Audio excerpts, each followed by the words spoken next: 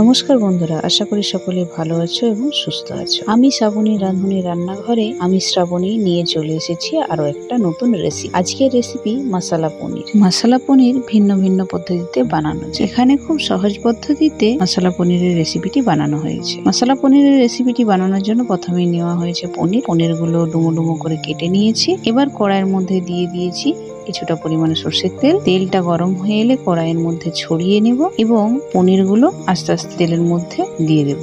একটার গায়ে একটা পনির যাতে না লেগে যায় সেজন্য উপর থেকে ছড়িয়ে দেব একটু নুন।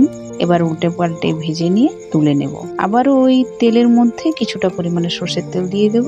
তেলটা গরম হয়ে এলে এর মধ্যে ফোড়ন হিসাবে দিয়ে দেব গোটা গরম মশলা। এবার এর মধ্যে দেব পেঁয়াজ বাটা। পেঁয়াজ বাটাটা হালকা ভাজা হয়ে এলে বা কালারটা চেঞ্জ হয়ে এলে এর মধ্যে দিয়ে দেব রসুন বাটা। রসুন বাটাটা মিনিট দুয়েকের মতন ভেজে নিয়ে এর মধ্যে দিয়ে দেব আদা বাটা। আদা বাটাটা দেওয়ার পরেও মিনিট দুয়েক খুব ভালোভাবে কষিয়ে নেব। এরপর যাতে গুঁড়ো মশলাটা পুড়ে না যায় সেজন্য দিয়ে দেবো সামান্য পরিমাণে জল। গুঁড়ো মশলা হিসেবে দিয়ে দেবো হলুদ গুঁড়ো, লঙ্কার গুঁড়ো এবং জিরে গুঁড়ো।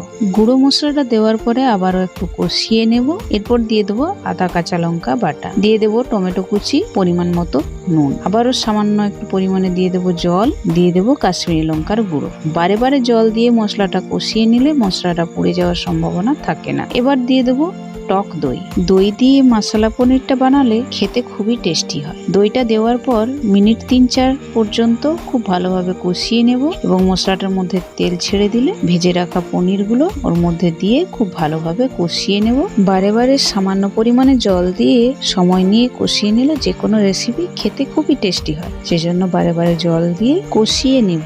রেসিপিটিতে আরো একটু স্বাদ বাড়িয়ে নিতে এখানে একটা ভাজা মশলা ব্যবহার করেছি এবং ধনেপাতা কুচি। ভাজা মশলাটা বাড়িতে খুব সহজেই বানানো যায়। শুকনো খোলায় কাঁচা ধনে এবং কারি পাতা দিয়ে একটু নেড়ে ভেজে নিয়ে গুঁড়ো করে এর মধ্যে ব্যবহার করা হয়েছে। ভাজা মশলাটা দেওয়ার পর খুব ভালোভাবে ফুটিয়ে নিলেই তৈরি মশলা পনিরটা। এবার সার্ভ করার জন্য সাজিয়ে নিলাম। এইভাবে পনিরের রেসিপিটা বানালে যে কোনো খাবারের সঙ্গে ব্যবহার করা যেতে পারে। রুটি হোক বা নান, পোলাও হোক বা সাদা ভাত, সব ধরনের খাবারের সাথেই মানানসই। রেসিপিটি শেয়ার করলাম। ভালো লাগলে অবশ্যই লাইক করে দিয়ে কমেন্টের মাধ্যমে জানিও কেমন লাগলো। বন্ধু বান্ধব এবং ফ্যামিলি মেম্বারদের মধ্যে শেয়ার করে দিও। নতুন বন্ধুরা রেসিপিটি ভালো লাগলে প্লিজ চ্যানেলটি সাবস্ক্রাইব করে দিও।